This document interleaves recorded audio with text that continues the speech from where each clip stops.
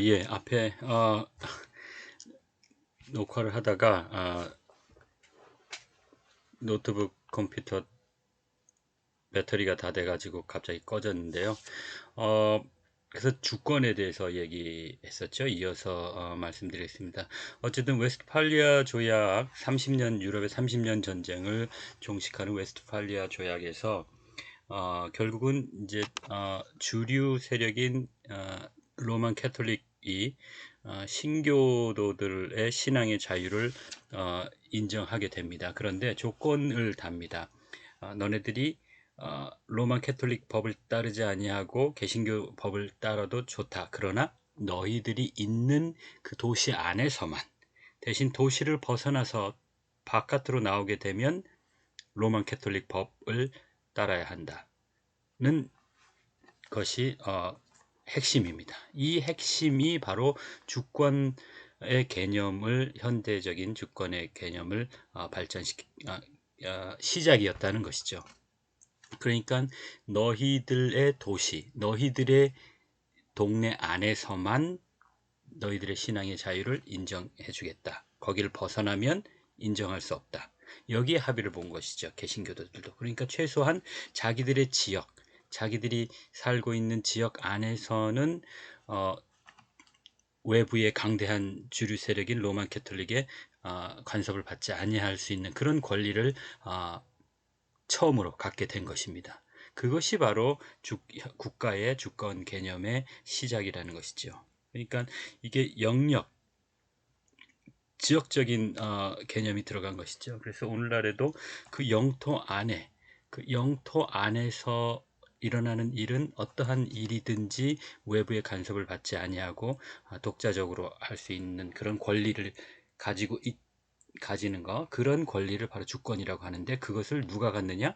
국가가 갖는다는 것이죠. 국가 주권, 그렇게 얘기합니다. 그래서 이 주권이 있는 주체만이 실질적으로 국가로서 대접을 받는 그런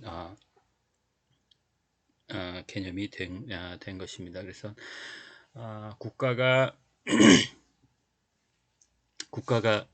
성립하기 위해서 세 가지 영토, 국민, 주권이라고 했을 때, 이 주권, 여기서 얘기하는 주권은 바로 절대적인 그 영토 안에서는 그 어떤 외부의 영토 내에서 일어나는 일에 대해서는 외부에서, 국제사회에서 아무리 강대국이라도 관여할 수 없는, 인정해 줄 수밖에 없는, 그것이 국가 주권입니다. 그래서 우리가 보면 북한에서 어떤 일이 일어나도 아무리 강대한 미국이라도, 국제사회라도 북한 내부에서 일어나는 일들을 관여할 수 없고 그냥 지켜볼 수밖에 없는, 그것이 바로 주권이기 때문에 그렇습니다. 국가 주권 때문에 그렇습니다. 그래서 아무리 약한 국가라도, 작은 국가라도 국가로 국제사회에서 인정받는 한 이런 주권을 누리게 됩니다. 그 얘기는 아무리 약한 국가라도 그 안에서 벌어지는 일은 자기가 독자적으로 결정하고 행할 수 있다는 것이죠. 마음에 안 든다고 해서 국제사회가 마음대로 관여할 수 없습니다. 물론 이제 그런 예외 같은 것들이 이제 국제사회에서 있고 그러는데, 우리가 2학년 때 국제관계 할 때 많이 얘기를 했었었죠. 이제 기회가 되는 대로 우리 이 시간에도 얘기를 하게 될 텐데, 어쨌든 이렇게 주권을 가지고 있는 주권 국가가 국제사회에서 주요 행위자입니다. 물론 국가 이외에도 다른 국제기구나 또는 국가가 아닌 그런 행위자들이 국제사회에서 많이 있습니다. 커다란 다국적 기업이라든가 뭐 그런 국가들은, 그런 주체들은 국가가 아니지만 국제사회에서 또 역할을 하는 그런 주체이기도 합니다. 그렇지만 보통의 경우에는 주권을 가진 주권 국가가 주요 행위자이다. 그렇다면 우리가 다루는 국제기구라고 하는 것도 주로 이 주요 국가 주요 행위자인 국가가 행위자인 경우에를 우리가 보통 이번 학기에 생각하게 됩니다.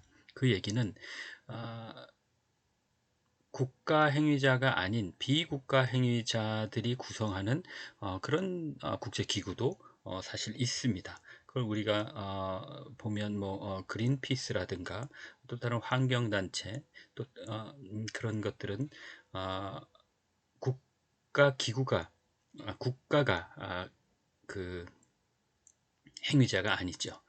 우리가 지금 이번 학기에는 국가 행위자가 행위를 구성원이 되는 주요 구성원이 되는 그런 국제 기구에 대해 초점을 맞춰서 우리가 이 얘기를 하게 될 겁니다.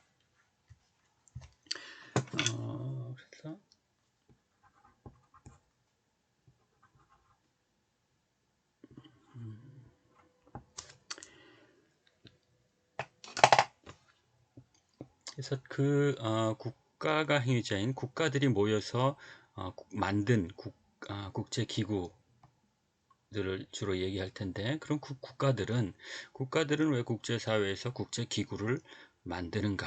그 이유가 무엇인가? 뭐 그런 것들을 한번 생각해 볼 수가 있고요. 그렇다면 국가들이 국제기구를 만들었는데 그 국제기구는 그러면 목적이 무엇인가? 국제기구 자체의 목적이 있는가? 아니면 국제기구를 만든 구성원 국가들의 이익을 확보해 주는 것이 국제기구의 목적인가? 그렇다면 만약에 그 여러 개의 국제기구를 구성하고 있는 그 여러 개 국가들이 그 회원 국가들의 이익이 서로 충돌하면 그 국제기구는 어떻게 하는가? 뭐 그런 것들, 그죠? 그런 것들을 한번 생각해 볼 수가 있겠고요.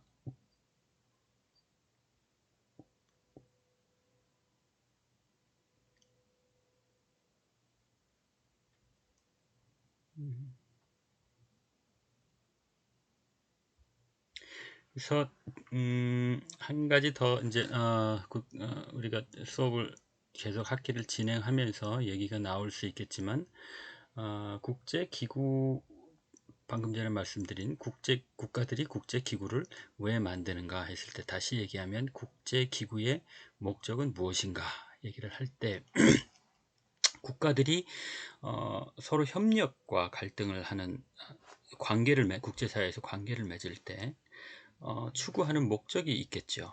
우리 개인도 친구들 간에 또 이제 이웃에서 어떤 서로 관계를 맺을 때 여러분과 제가 이런 또 학교에서 교수와 학생으로서의 관계를 맺는데 이 목적이 뭡니까? 이런 관계를 맺는 저의 목적이 뭐고 여러분의 목적이 뭡니까? 이런 그 추구하는 목적이 있을 텐데 이런 목적을 이루기 위해서 우리가 굳이 국제기구를 새로운 구성을 하지 않아도 그런 목적을 이룰 수 있다면 굳이 국제기구를 만들 필요가 없겠죠. 그러나 국제기구를 만들어야만 회원 국가들이 추구하는 그 목적을 더 효율적으로 달성하고 성취할 수 있다고 판단이 된다면 국가들이 직접 행위하는 것보다는 국제기구를 만들어서 행위를 하겠죠. 마치 우리 개인들도 회사에서 고용되어서 일을 한다고 생각을 해봅시다. 그러면 회사 측과 사측과 회사에 고용돼서 일하고 있는 직원들 간에 어떤 목적이 있겠죠. 회사는 또 회사의 이익을 남기기 위해서 하는 것이 목적이고 직원들도 회사가 이익을 남기는데 도움을 주고 거기에 참여하고 그리고 자기가 그 이익의 일정 부분을 가지고 가는 것 그것이 이제 목적이겠죠.